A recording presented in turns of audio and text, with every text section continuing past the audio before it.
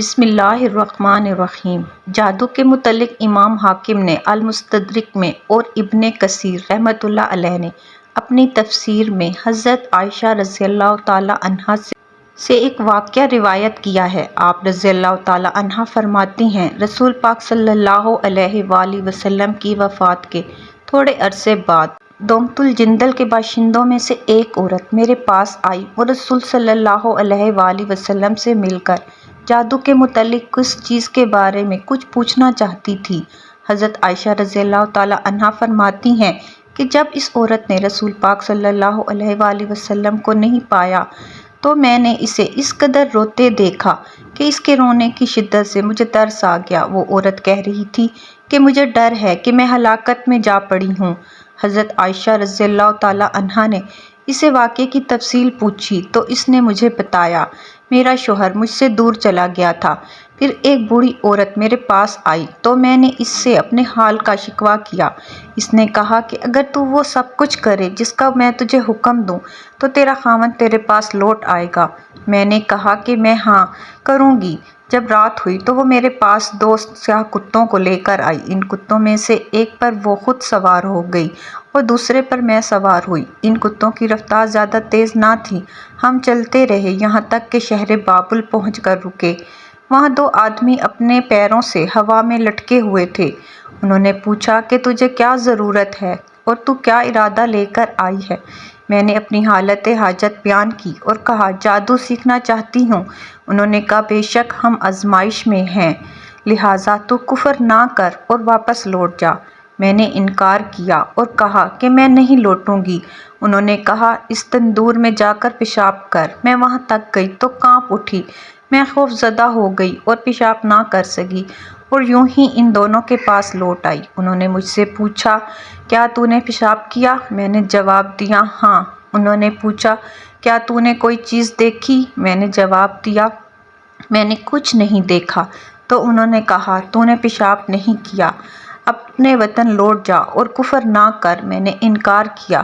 چنانچہ انہوں نے پھر کہا اس تندور میں جا اور اس میں پیشاب کر۔ میں وہاں تک گئی، پھر مجھ پر کپکپاہٹ طاری ہو گئی اور میں ڈر گئی۔ پھر میں اس کے پاس لوٹ گئی۔ انہوں نے مجھ سے پوچھا تو نے کیا دیکھا؟ یہاں تک کہ اس نے بتایا کہ میں تیسری مرتبہ گئی اور تندور میں پیشاب کر دیا۔ بس میں نے دیکھا میرے اندر سے لوہے کے گلوبن والا ایک گھوڑا سوار نکلا اور آسمان کی طرف چلا گیا۔ تب میں ان کے پاس آئی اور انہوں نے اس بات کی خبر دی۔ انہوں نے کہا تو نے سچ کہا، یہ تیرا ایمان تھا جو تیرے اندر سے نکل چکا ہے، اب تو لوٹ جا۔ بس حضرت عائشہ رضی اللہ تعالیٰ نے اس عورت سے کہا اللہ کی قسم میں اس بارے میں کچھ نہیں جانتی۔ اور کیا کہا انہوں نے اس کے علاوہ بھی تجھے کچھ بتایا ہے؟ تو اس نے جواب دیا ہاں ضرور بتایا ہے کہ آپ جو چاہیں گی وہ ہو جائے گا۔ یہ گیہوں یعنی گندم کے دانے لیجئے اور ان کو زمین میں بو دیجئے۔ چنانچہ میں نے وہ دانے لے لیے۔ اس نے کہا نکل آؤ، تو وہ نکل آئے۔ پھر اس نے کہا فصل کٹ جائے تو فصل کٹ گئی۔ پھر اس نے کہا پس کر آٹا بن جائے تو آٹا بن گیا۔ پھر اس نے کہا روٹی پک جائے تو روٹی پک کر تیار ہو گئی۔ جب اس عورت نے دیکھا کہ حضرت عائشہ رضی اللہ تعالیٰ عنہا بھی کچھ نہیں بولیں تو وہ میرے سامنے شرمندگی سے گر پڑی اور کہنے لگی اے امیر المومنین رضی اللہ تعالیٰ عنہ، میں نے اس کے علاوہ کبھی کچھ نہیں کیا۔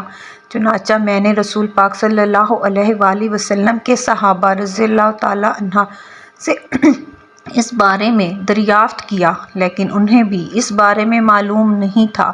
اس معاملے پر کیا کہیں جس چیز کا مکمل علم نہ ہو؟ اس کے متعلق صحابہ اپنے رائے دینے میں احتیاط کرتے تھے۔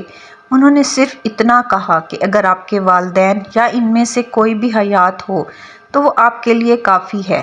اس واقعے کے پیش نظر حقیقت میں یہ بات یہ ہے کہ ہاروت ماروت کو اللہ تعالیٰ نے خیر و شر اور کفر و ایمان کا علم دیا تھا، اس لیے وہ ہر ایک کفر کی طرف جھکنے والے کو نصیحت کرتے اور ہر طرح روکتے۔ جب وہ نہ مانتا تو اس کو وہ مخصوص کلمات کہہ دیتے جس سے اس کا نور ایمان جاتا رہتا، وہ ایمان سے ہاتھ دھو بیٹھتا اور اسے جادو آ جاتا، اور یہی اس عورت کے ساتھ ہوا تھا۔ امام بخاری نے اپنی صحیح حدیث میں نقل کیا ہے کہ امیر المومنین عائشہ صدیقہ رضی اللہ تعالیٰ عنہا پر ان کی ایک لونڈی نے جادو کر دیا تو اس لونڈی کو قتل کر دیا گیا تھا۔ امام محمد رحمۃ اللہ علیہ نے بھی اپنی موطا میں یہ نقل کیا ہے۔ وہ فرماتے ہیں کہ امیر المومنین رضی اللہ تعالیٰ عنہا سخت بیمار ہو گئی اور چرپائی پر پڑ گئی تھیں۔ ایک آدمی آپ کے پڑوس میں آیا تو انہوں نے کہا، امیر المومنین حضرت عائشہ صدیقہ رضی اللہ تعالیٰ عنہا پر جادو کیا گیا ہے اور جادو بھی اہل ہلاکت کا ہوا ہے۔ امیر المومنین رضی اللہ تعالیٰ عنہا سے پوچھا کہ جادو کرنے والا کون ہے؟